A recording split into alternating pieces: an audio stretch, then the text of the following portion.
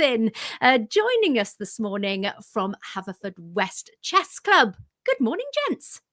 Good morning. Bore da, Gina Tom. Bore da. Great to have you here this morning. Gina, chess. We were talking about this off air. What are your thoughts on chess before we hand it over to Jonathan and Kevin? Well, I've got a thought that it's you need to use your mind, which is probably not that I'm very good at this. So, Kevin, let us know a little bit about what chess is.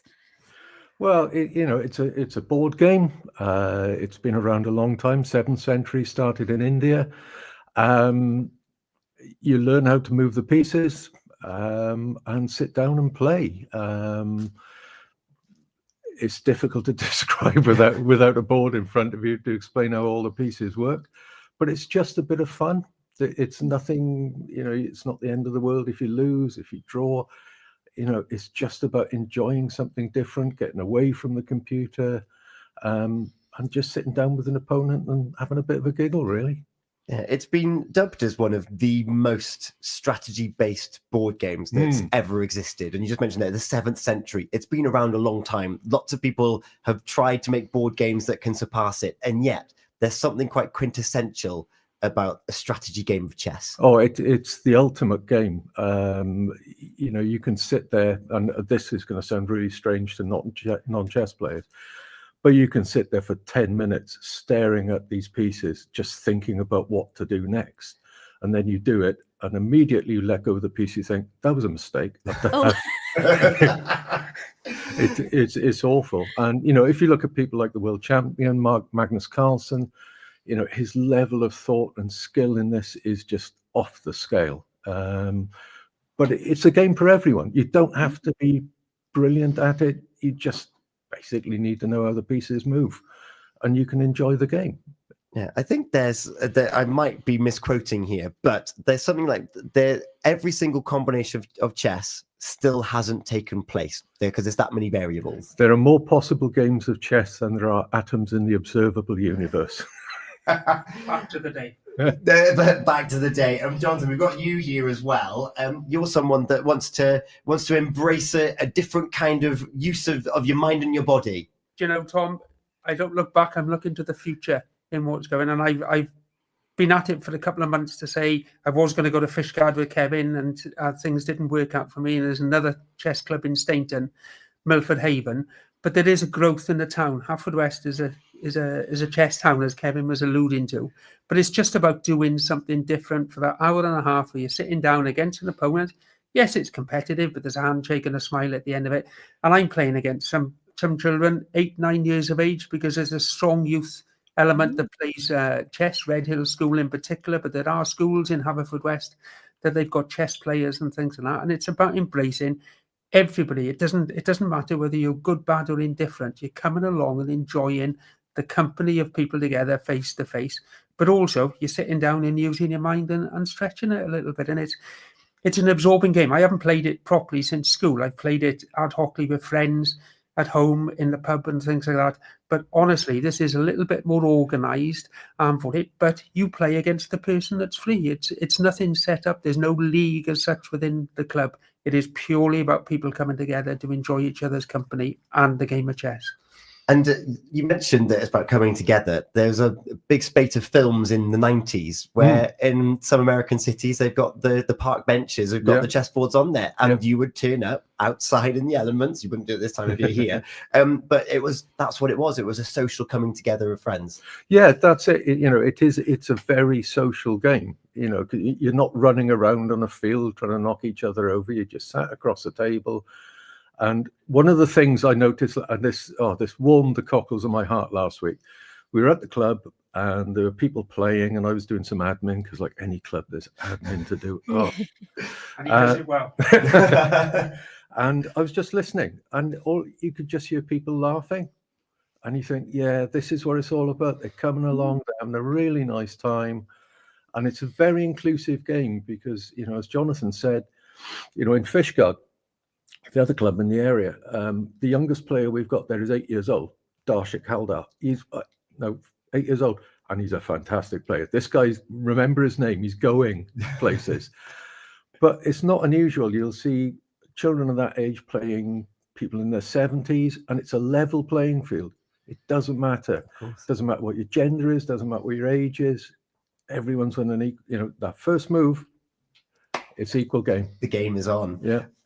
Gina, your understanding of this game, give us a brief synopsis of your understanding and how you think Kevin might be able to help you. Well, I don't know if Kevin would be able to help me. Tom has tried for a long time, but you've got a board. You've got horses. That's what I'm thinking. Are they called horses? No. No. That is Okay. Lesson number is there a one. board? Lesson number one. They're knights. They're knights. They're knights. Oh, Tom did say about a knight earlier on. But this is bringing people from all walks of life, and as you say, all ages as well. And I know that Jonathan mentioned Red Hill School, a very, very strong chess team Brilliant. at Red Absolutely Hill. Brilliant. Yeah, they're fantastic. They competed nationally. They've done very well and have some outstanding players. I've been lucky to play one of them, Henry Burton.